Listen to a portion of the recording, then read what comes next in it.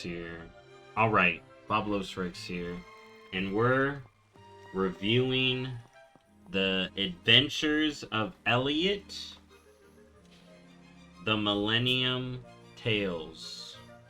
So, I played through the demo, we're reviewing the demo. So I played through the demo twice now. I did it on normal mode, I did it on hard mode, I cleared out everything. Like, everything. And what you're seeing in the background is gameplay. This is how it plays. You got a block. You got a decent map for the demo. I doubt this is the full map.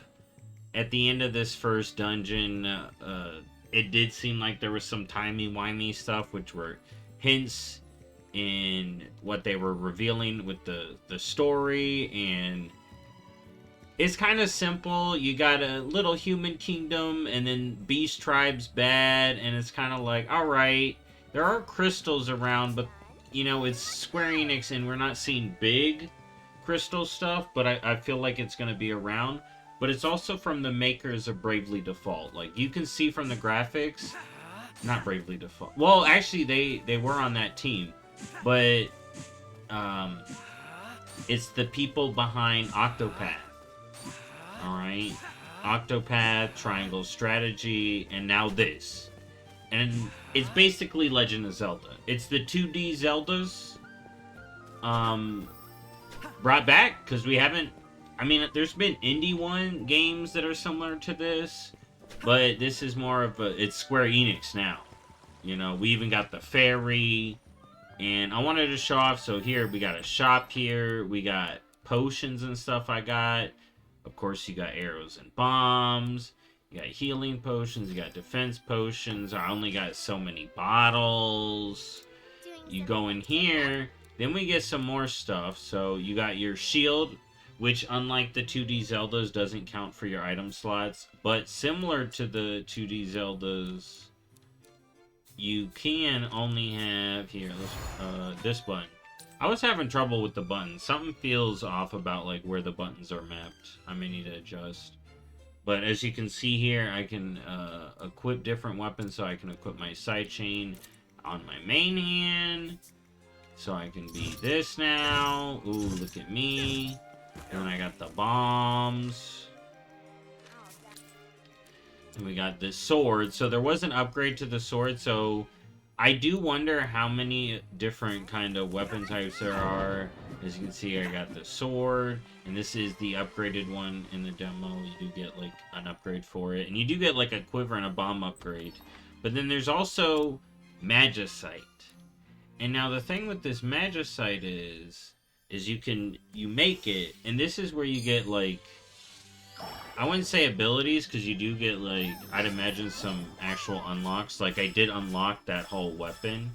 But this is where you get, like, attack ups, charge up speed, different little attack abilities. Here, I'll go into it and show you here. So, this is the interesting part. We go, so I did get all the accessories, which are interesting. You can only have one. I am hoping that increases, because these are where you can get, like, other little bonuses to customize what your loadout is. Which I think is...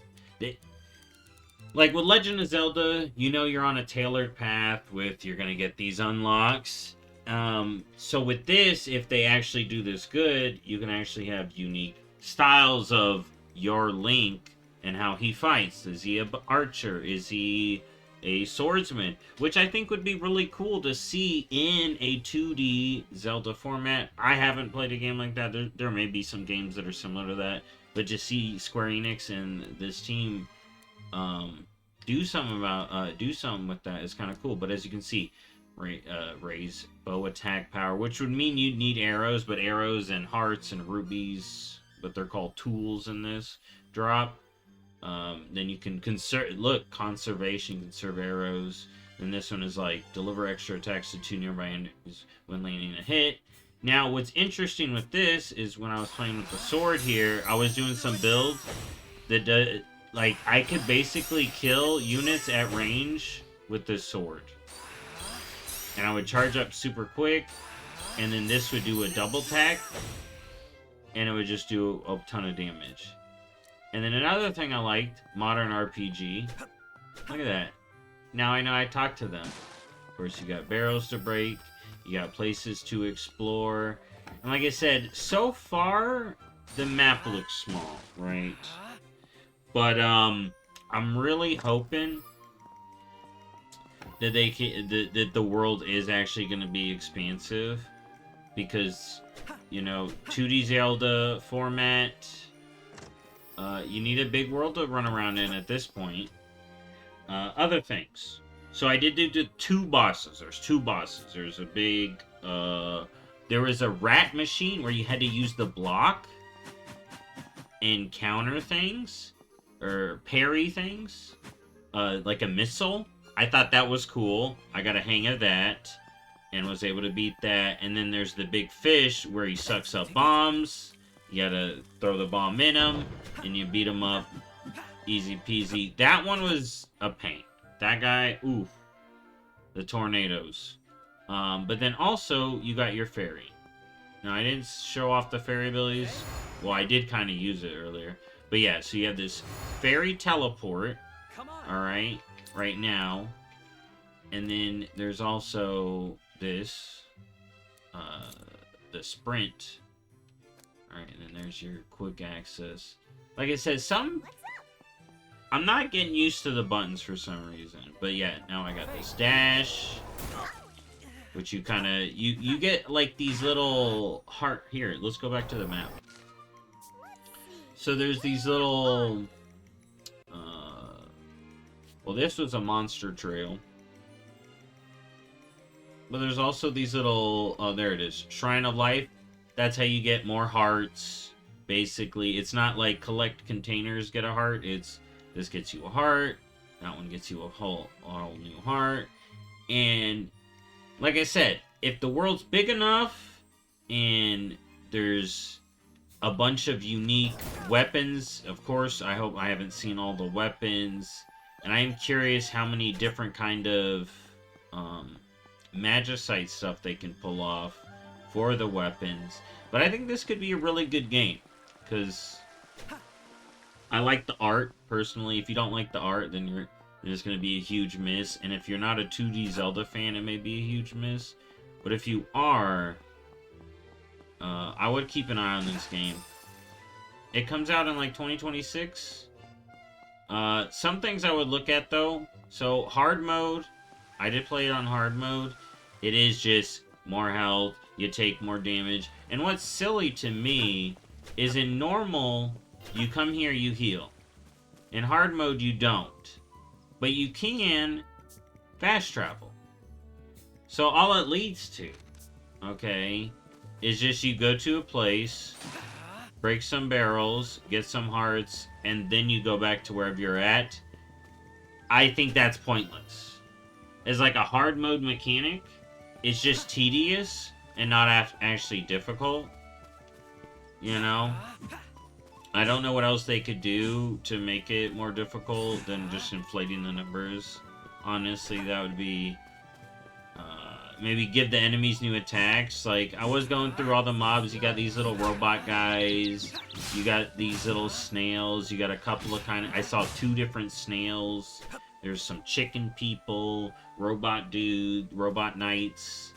And then the critters, like the Beastmen. I saw rats, frogs... and there's like these flying goose. The enemies were... there were enough enemies, in my opinion, in the demo, right? Now, I would hope that these aren't just the only enemies, right? I would want to see more of these beast tribes, and if we're going in the past, maybe we find out who did what. They talk about someone building this wall, so, like I said, who knows? I am curious about the story. They could do really good with the story. But yeah, if you like this art style, Octopath Traveler, that team, and what they've been doing lately, Triangle Strategy, I would recommend this. Especially if you like 2D Zeldas. If that's not your thing, then that ain't your thing. And like I said, for the devs, I would look at the hard mode, maybe making it like, at least get rid of that. I guess I could fiddle around with the buttons to get a better button layout. And I would just hope, like I said, the world is big. Much bigger than this, I'd imagine. And, it's got all that variety of, Magicite. Anyways, thank y'all for watching. I'll see y'all next time. Bye-bye.